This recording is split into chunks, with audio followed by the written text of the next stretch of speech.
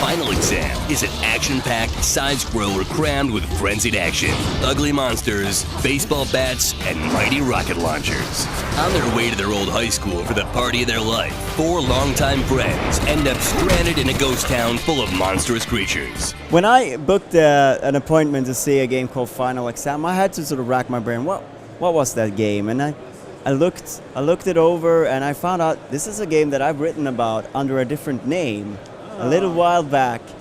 And this game really has a story. There's a story there, like from how you founded your company to what it was in the beginning and to now Final Exam. Can you just briefly talk us through what that journey is? That's a long story, yeah, but okay, let's sum up this story. So all began 2 years at a previous company I was working on. It was called Hydravision, and the development of this game began at that time. And unfortunately, Hydravision closed last year, and with the team I was working on in that company, we decided to create a new game development studio because we thought the game was really cool, and we decided to create our own studio to go on with it.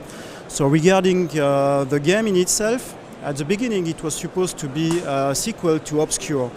You know, Obscure was released in 2004 and then Obscure 2 in 2007.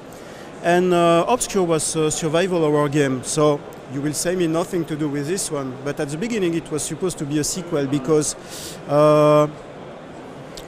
each week a lot of players were sending us email telling us, we absolutely loved Obscure and Obscure 2, could you please make a sequel? So at the end of a game project at Hydravision, we decided to use this IP that was ours, a bigger game. And then we told us, okay, we're in 2012, and the first game was released in 2004. What are we going to do to rejuvenate the license? So we wanted to self-publish this game, the sequel of Obscure. So we decided digital distribution was really good for us. And from one thing to another, the game completely shifted from a survival horror to a pure action game. So you know, from the first idea at the beginning and what we achieve now, it has nothing to do. It's a pure action game, pure fun, instant action, beat them all. It's funny how a game can sort of evolve from something and just turn into something entirely different, right? Yeah, that's right, but you know, developing a game is a long process, so it took us about 2 years to do this one, and in 2 years you play to new games, you see new things, and then you've got new ideas, and from one thing to another, and you're a team, so we were a small team of 10 people, but everyone brings what they like in the game. And if someone says, oh, I would like to do a combo system, that would be cool because, and then we test it and we realize it's a good thing. So we say, okay, let's include it in the game. But then you shift from the survival horror to this game. So that's why we decided to change the name, because we are at first players, we love games and we don't like that marketing stuff try to make us buy the game. So Obscure was not a good name anymore. So we decided Obscure, we respect the players, so let's change the name. It has nothing to do with Obscure. So you will find in the game some kinds that reminds you of Obscure. For example, there's a little bit of a school setting. Yeah, for example, the four characters you can play with are student archetypes, the big bullies, the cheerleader, and so on. But and also you play in Ifmore High School, like in Obscure. So you've got a lot of small things like that, but it's not Obscure anymore. It's Final Exam now. So I mean, I guess that is one of the things about Obscure. It was a little bit of a different survival horror back when it came, and so in terms of the setting and what it did. Of course, the survival horror genre has changed a lot.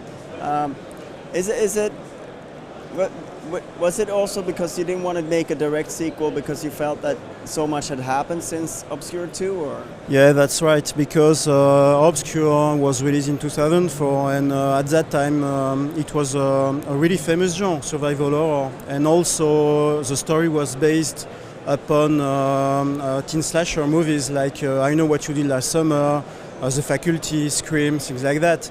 And in 2012, we didn't see in theaters this kind of movies, so things evolved a lot. So we had absolutely to rejuvenate the license. That was the beginning of Final Exam. But and looking at Final Exam, it looks like you're sort of side-scrolling, beat 'em up, action, co-op game. What's the twist to it? What's the sort of the catch? What makes it stand out from other games that are similar? Well, it's a beat 'em up in which you don't have to follow a big corridor to achieve. Well, you have objectives first. You have objectives, and then you don't have to follow a long corridor like in Shank, for example. We have huge maps, and then you can go wherever you want to achieve your objectives. So this is kind of special for that.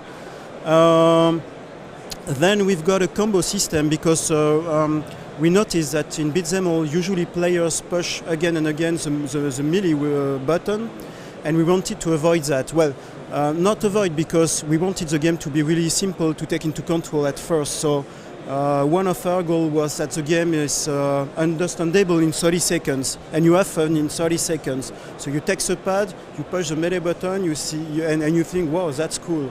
I'm beating monsters. But we decided to include a combo system that rewards players that change the combat movements. So we thought about Tony Hawk's. You will tell me Tony Hawk's has nothing to do with Beat 'em all, but they have a system regarding the score that allow you to perform higher score if you change your tricks. I mean, you can't do again and again the same trick. It's not possible. You won't perform a high score. And we did the same with Obscure. So I would say that a normal player taking the game into control will push the button and not achieve a high score. And then he will see in the leaderboards, we have special mini leaderboards when you choose your mission that will show you where you are regarding your friends, like in Trials, for example. And then you will tell you, oh, I thought I performed well. I did 10,000 points, and my friend is 100,000 points. So how can you achieve that? And you do that with the combos. So we're quite proud of that. This is funny. If we return to the sort of the origins of it, do you sort of for those obscured fans who've been sending you emails and trying to get you to do a sequel, is there still hope? Do you have any ideas of how you could take that franchise to the future at some point? Yes, we would really like to do so because we are a small team of 10 people, but 5 of us have known the development of the first Obscure and Obscure 2 as well. So we've lived for 15 years with Obscure. It's a part of us. So we know that we would like to do a real Obscure sequel in 3D, a real survival horror game. I know there are a lot of stuff to do in that kind of game. I don't know what right now, but I'm sure there are a lot of ideas to get. But first, this game has to sell quite well because otherwise we won't be able to do so. But yes, we dream to do it, of course. And where are you at with Final Exam? Are you closing in on being finished with it? And when can we expect to see it? It's going to be released in November on XBLA, PSN and Steam. And the game had just been approved last week by Sony Europe. It has already been approved by Microsoft and by Sony America. So now it has only to be released. You only have to do the last little bit of work there. Yeah, the Steam version is ongoing, and I think this is a good version because we paid a lot of attention to do a pure PC version. I mean, with mouse and keyboard controls, and to get high def textures, and also a lot of display options that you see in PC games. So we didn't want that the player had the impression that we only do a quick port of the console version on PC. We've got a chat also, and all the Steam stuff. So I think it's going to be finished quite soon. Something to, because I think a lot of the time this is the kind of game where you think of yourself sitting down on the couch with a friend and playing it, but you could also play it over Steam with a friend, yes, as well. Yes, because we've got co-op mode, 2 players. So this is really funny. Like when I play with my son to Castle Crashers, you know, the game is good in solo mode, but it's even better when you play together because then you can communicate together and shout after each other. This is really funny. But we've got also a multiplayer mode up to 4 players via Steam. You will be able to play, of course. Thank you very much for your time. You're welcome. Final exam.